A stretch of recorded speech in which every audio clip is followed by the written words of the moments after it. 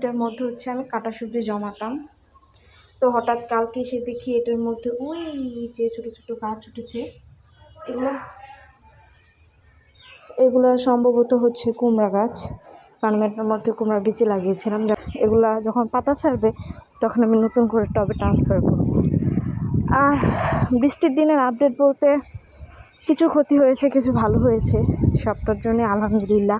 প্রত্যেকটা টবের মধ্যে যে পানি জমে জমে আছে, একেবারে নাজেহাল অবস্থা। তার মধ্যে একটা খুশির খবর হচ্ছে আমার শসা গাছটা মরে গেছিলো, সেই গাছটা এই যে আবার হচ্ছে নতুন করে পাতা ছাড়ছে।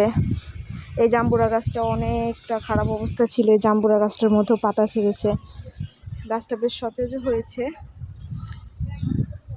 জাম গাছটাও হেলে দুলে ছিল, জাম গাছটাও পাতা ছেড়েছে। আর সব থেকে খুশির খবর হলো আমার যে একটা ছোট্ট আনার গাছ উঠেছিল, এই যে আনার গাছটা, এটার মধ্যে হচ্ছে পাখি হচ্ছে সব খেয়ে ফেলেছিল পাতা। এই যে আনার গাছটা পাখি পাতা খেয়ে ফেলার পরে এতদিনের টানা বৃষ্টিতে হচ্ছে আবার সে পাতাগুলো গজাইছে। যাক আলহামদুলিল্লাহ। এই গাছটাও বেশ পাতা ছাড়তেছে, তখন 2টা পাতা ছিল বৃষ্টির আগে, বৃষ্টির পর হচ্ছে আর পাতা ছেড়ে। এই যে কাটামুকুট গাছটা, ও সব টবের মধ্যে হচ্ছে পানি জমে আছে। এই হচ্ছে বৃষ্টির আপডেট। জানি না এরকম বৃষ্টি আর কতদিন থাকবে। পাথরকুচি গাছটা তো হচ্ছে পাতা ছেড়েছে, একটা পাতা রেখেছিলাম সেটা থেকে হচ্ছে গাছ উঠেছে। এই হচ্ছে আমার বৃষ্টি ভেজা আপডেট।